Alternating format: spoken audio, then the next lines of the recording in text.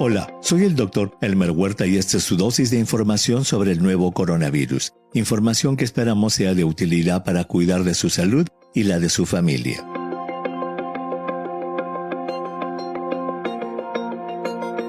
Hoy veremos si, como piensan algunas personas, las infecciones que están ocurriendo después de la vacunación deben considerarse un signo de fracaso de las vacunas.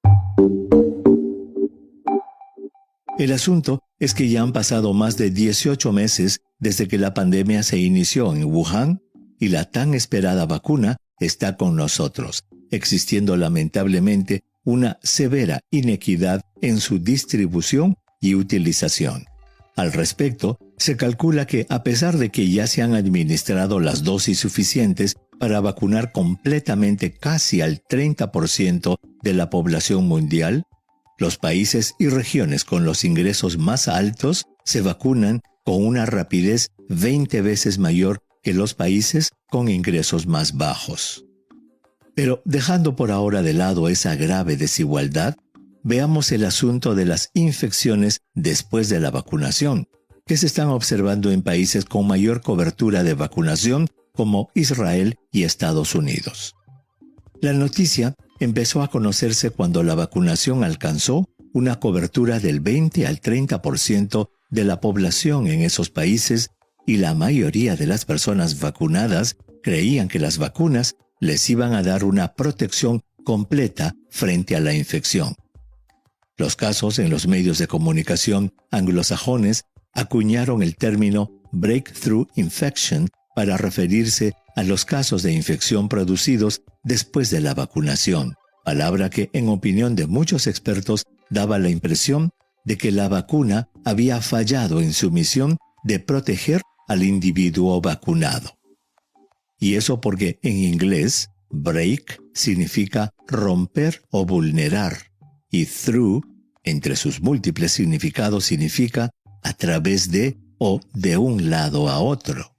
Breakthrough infection significaba entonces que el virus había roto, vulnerado o atravesado el sistema de defensa de la persona, dejando que la infección se produzca y por lo tanto, los casos de infección después de la vacuna, el término que preferimos en español, causaron nerviosismo en la población, despertando en el imaginario popular la idea de fracaso de las vacunas.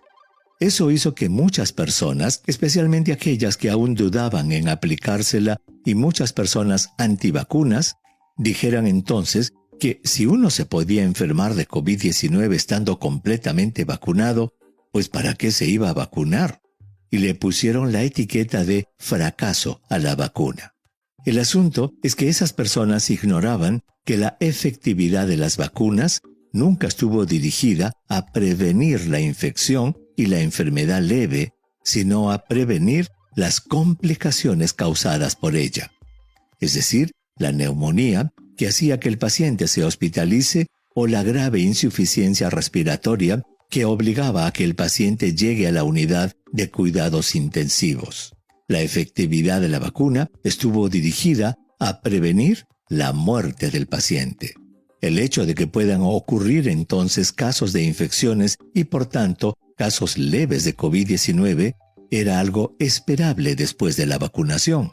Al respecto, sabiendo que existen limitaciones para calcular el número exacto de casos de infecciones después de la vacunación, especialmente de los asintomáticos, un análisis de datos de los CDC llevado a cabo por CNN encontró que entre más de 164 millones de personas completamente vacunadas contra COVID-19 hasta principios de agosto en Estados Unidos, en un momento en que aún no se tenía la variante Delta, se vio que menos del 0,001% de esas personas, o sea, 1.507, murieron, y menos del 0,005%, o sea, 7.101, fueron hospitalizadas con COVID-19.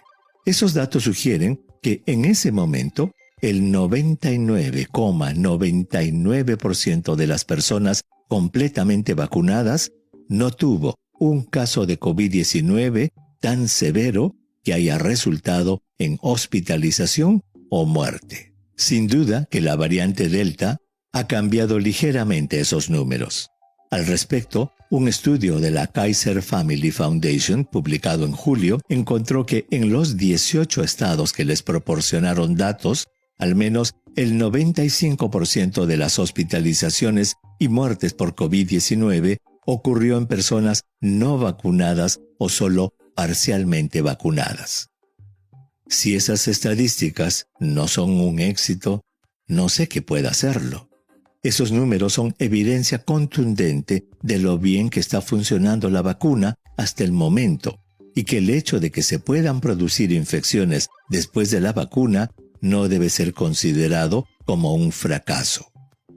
Las vacunas son, hasta el momento, muy efectivas para prevenir la enfermedad grave y la muerte, pero debido a la aparición de las variantes y hasta que aumenten las coberturas de vacunación, una persona vacunada debe seguir cuidándose, especialmente aquellas que tienen su inmunidad deprimida, personas para las cuales la FDA en Estados Unidos está planeando que reciban una tercera dosis. Finalmente, como escribe el colega Sanjay Gupta de CNN, lo que las vacunas nos han permitido es que podamos visitar al abuelo en su casa y llevarle una sopa de pollo para que se recupere del COVID leve, en vez de visitarlo en su tumba y llevarle flores al cementerio.